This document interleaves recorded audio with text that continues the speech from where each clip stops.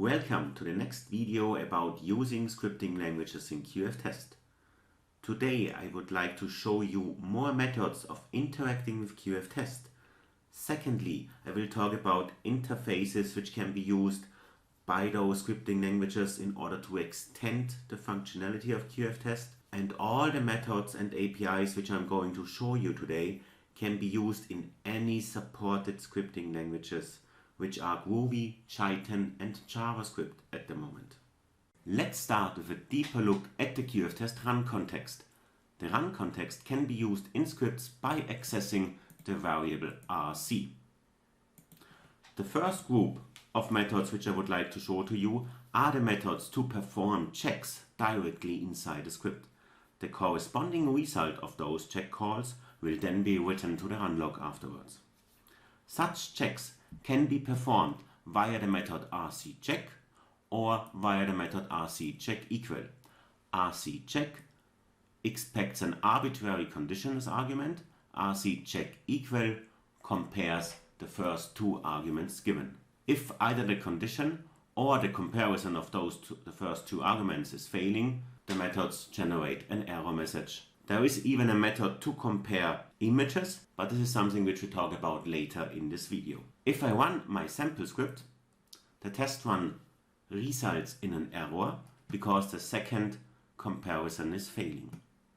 If we jump to the run log and jump to the error message, we will see that we get an error message like we are used from the built-in check nodes of QFTest. Of course, you can also write any arbitrary message or error message into the QFTest run log via the methods logMessage, logWarning or logError. Another important feature is accessing and reading variables inside scripts.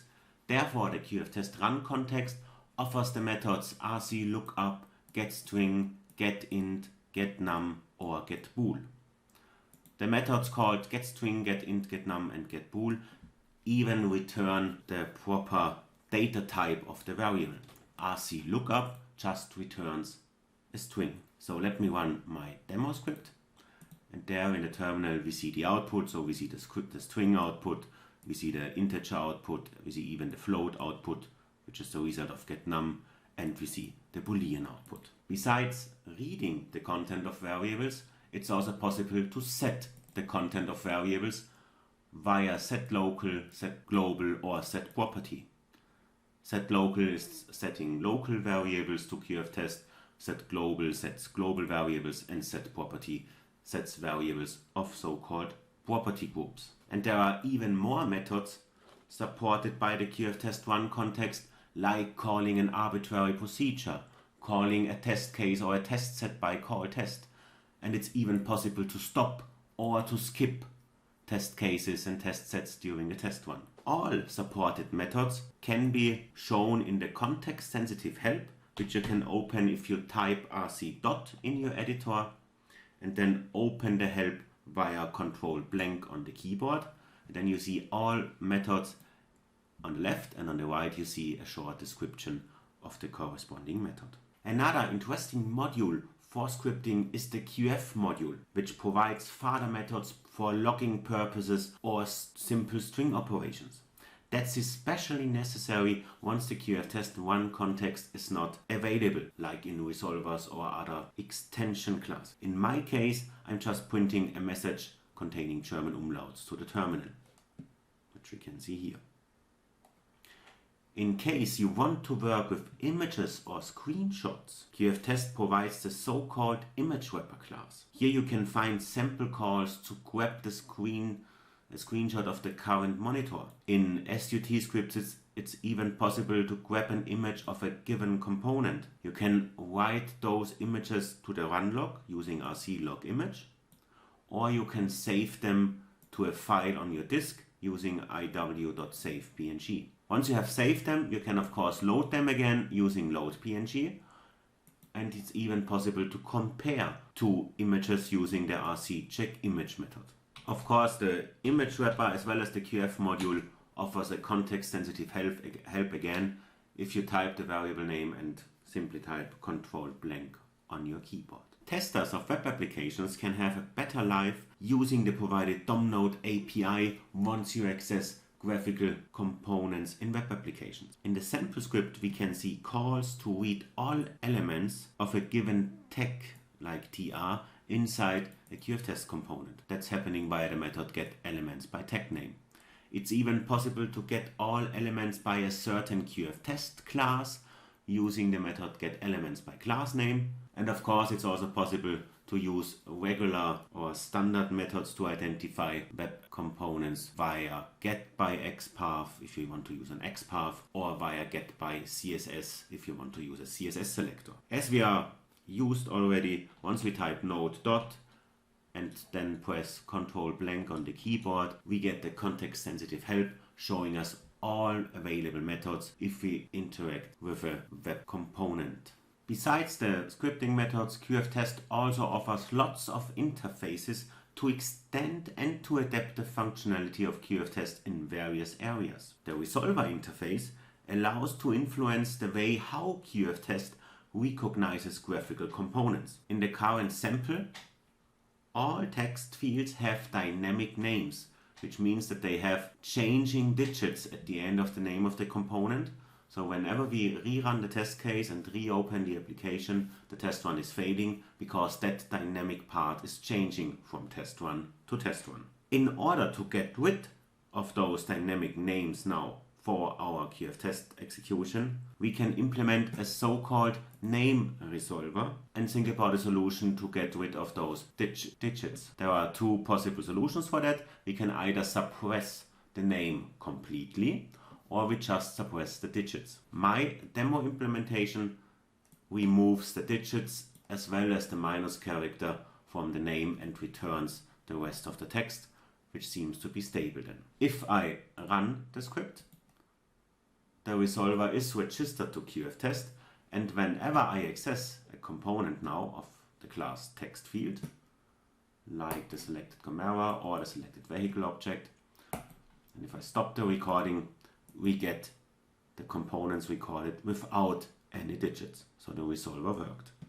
If we jump to the components via locate component, we can see the recorded text fields without any digits anymore. Directly above those components, we can see the previous recording, so the text field having the dynamic digits, and there are the digits still there, but now we work with the clean components, which are clean because of our resolvers. So resolvers can influence the class name, the feature, as well as the extra features attribute of QFTest, and it's even possible to influence the recorded component hierarchy. A typical use case for resolvers is to remove dynamic parts of one of those attributes, like we have seen in this example now, or if you know an improved mechanism to get the content of those attributes, like reading a custom property of your component or of your web component. Another interface provided by QFTest is the so-called TestRunListener interface.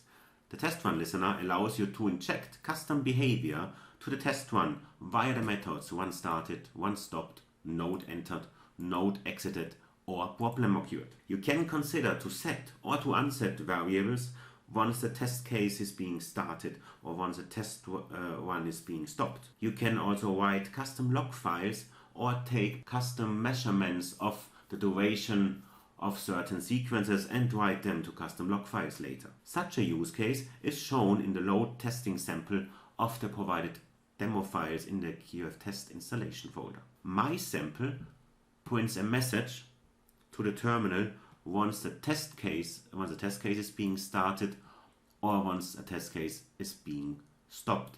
I even print something to the terminal once a test run is being started and stopped as well. So if we trigger the execution, so if we register the resolver once and run a test case, like the test case itself, then we see the output of the script here. Besides the provided methods and interfaces of QFTest, it's also possible to inject custom classes or modules to QFTest.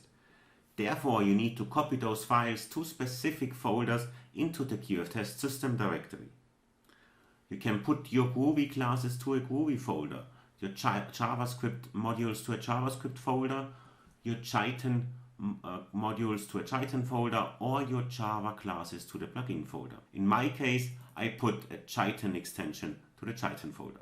And if I would like to use that extension in my scripts, I can import that extension as I'm used from my scripting languages, in my case Jython, and if I call the script, I see the result of the script, which is hello world, in my case on the terminal. You can find lots of details and a much more detailed description of the QFTest RunContext, the QFTest ImageWrapper, the QF module, the DOM node API for web testing, the TestRunListener and the resolvers interface, as well as of injecting custom classes to your scripting languages in chapter 4 of technical reference in the QFTest manual.